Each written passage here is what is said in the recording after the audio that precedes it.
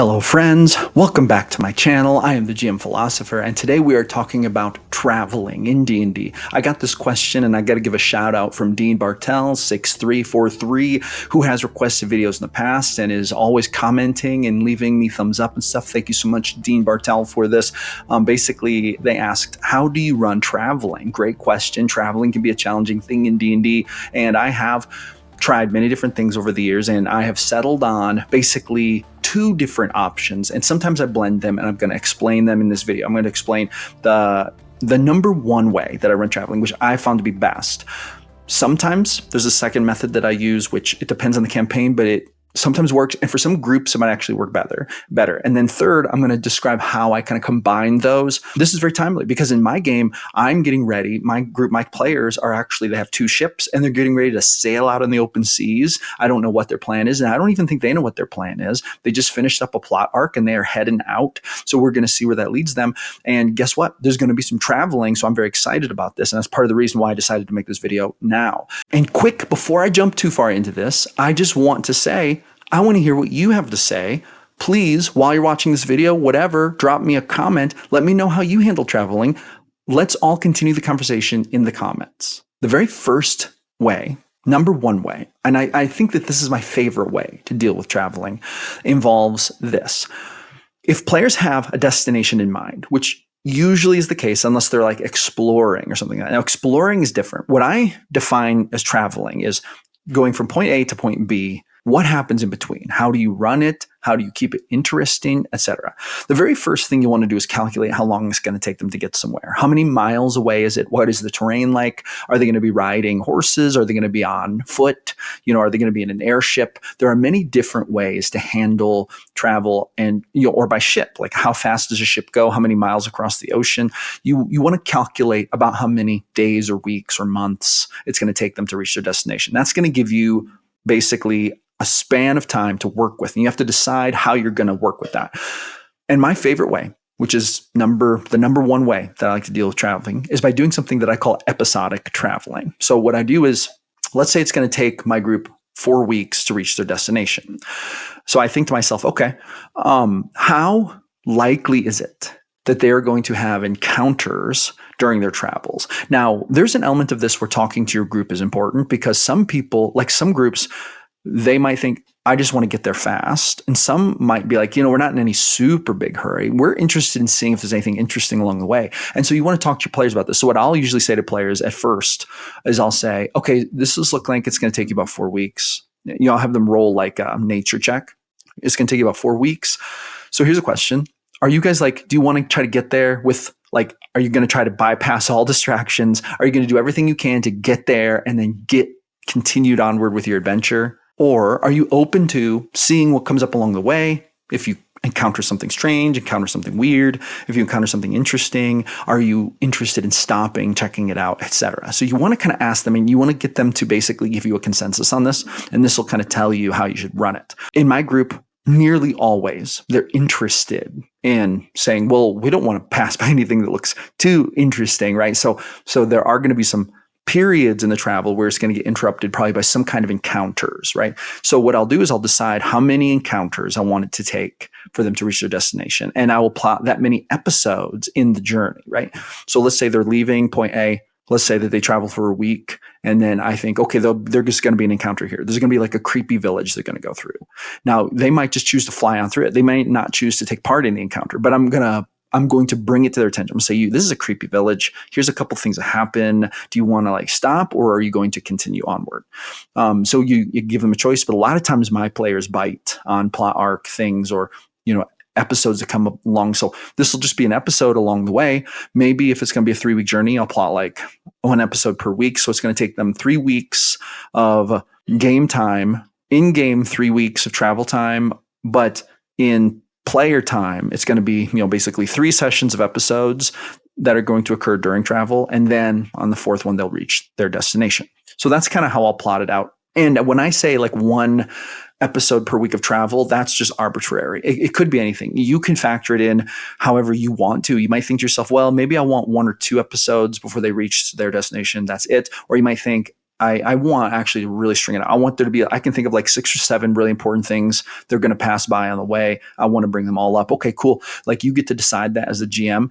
And I think that it should be informed by what your players want to do. However, that is what I would do. Now, this leads into the second way you can do this, and you can tie this together with it. But there's what I call resource management traveling with possible encounters. Sometimes, and this is if the players say we don't want to be distracted, we want to get there as fast as we can. Then a lot of times what I'll do is I'll calculate the distance. I'll say, okay, calculate your resources, calculate what it's going to take to get there. Do you have the money to buy the supplies? What are you going to do? Are you going to hunt? We got to factor those days in, blah, blah, blah. What do you have water? Do you plan to stop and get water? Do you have water skins? How many do you have? Blah, blah, blah. Right. So basically we'll figure out how much they're going to need to just go and then what it's going to take along the way to restock or whatever. And what I'll do is I will random roll periodically to see if any potential plot arcs come up. In other words, I'm kind of like, it's not necessarily true or even believable that nothing's going to happen, but I'm going to roll instead of just declaring that something's happening because there might be no distraction. There might be no disruption to the travel that way. And I'm going to do that because I'm treating this as the players deciding they're going to take the route of minimal distraction and they're going to try to avoid anything that could possibly slow them down. So random roll, whatever the chances are. And that basically corresponds to the difficulty of the terrain, the danger of the terrain. If they're going through like the mountains, it's going to be probably a little more dangerous than if they're going on an open road, the King's Road through the middle of the civilized land, right? So it's like those are two different kind of things. Way more likely to get ambushed in the mountains than on the King's Road. On the King's Road, it's probably more like, will you help me, sir? Like peasants looking for help or whatever. Okay. And they're going to ignore that probably. Okay. So I'm also going to avoid throwing things into the mix in this scenario that'll intentionally be trying to get their attention because I'm actually going to try to honor their wish to try to go in the route of least resistance rather than the episodic route. Because in the episodic route, we are basically dealing with a group that has stated their intention is not to avoid all distractions, but to explore unique possibilities along the way, even at the cost of slowing them down a little bit. Whereas with the resource management traveling method, they've literally stated they're going to try to avoid all distractions. So we want to honor that and treat that like that. Okay. That's not to say that possible encounters will not come up. They might. And it might be very realistic to have them come up. And the longer the journey, the more likely it's going to happen. Usually what I'll do, in an average type way, is I'll roll percentiles and then like a 10% chance something goes wrong. And I'll do that a couple times along the journey, maybe every time they change terrain types or something like that. Speaking of encounters, if you have a hard time coming up with awesome plot hooks on the fly, I have recently created an ebook called the GM Philosopher's Ultimate Plot Randomizer.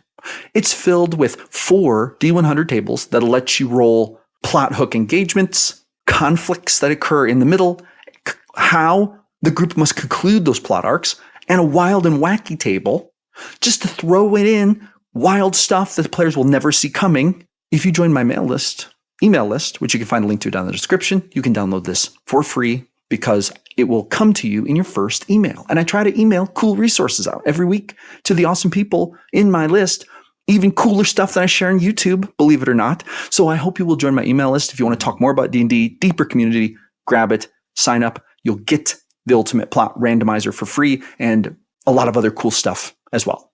All right, back to the video.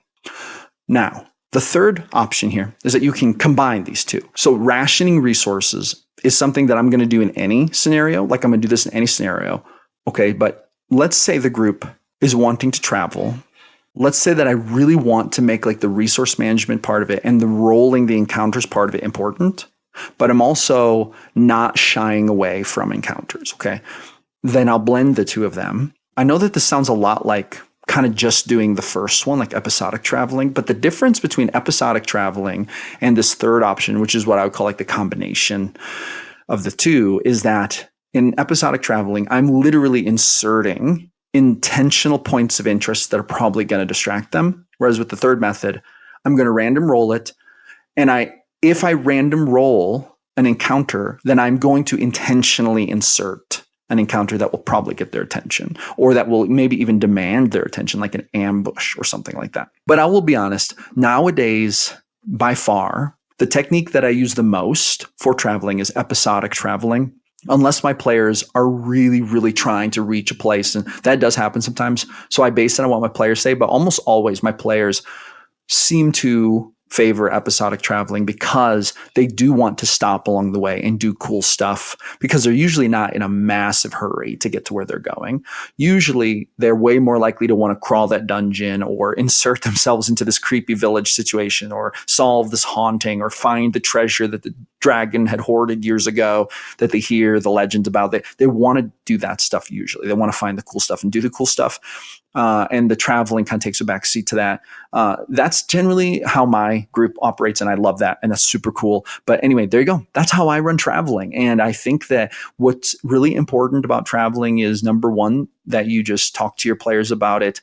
And don't just talk to them about it in like session 0. Talk about it every time traveling comes up in game, because their attitudes about it might change in different scenarios, depending on what level they are, depending on if they have good gear or not.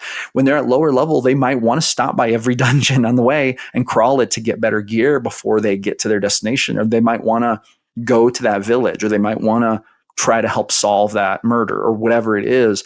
They might want to do those things to get the experience, to get cool stuff, to get extra money, extra gold, that kind of thing. Whereas if they're higher level, they might think there's nothing here for me. This is just a waste of my time. And they're just going to want to go.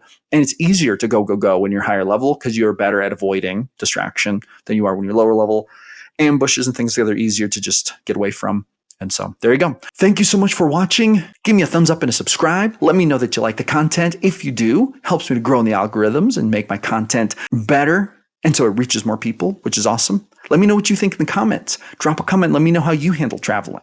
That's all I've got to say on this one. Please come back in the future. I post content nearly every day about the best game in the world, D&D. So I will see you fine people next time.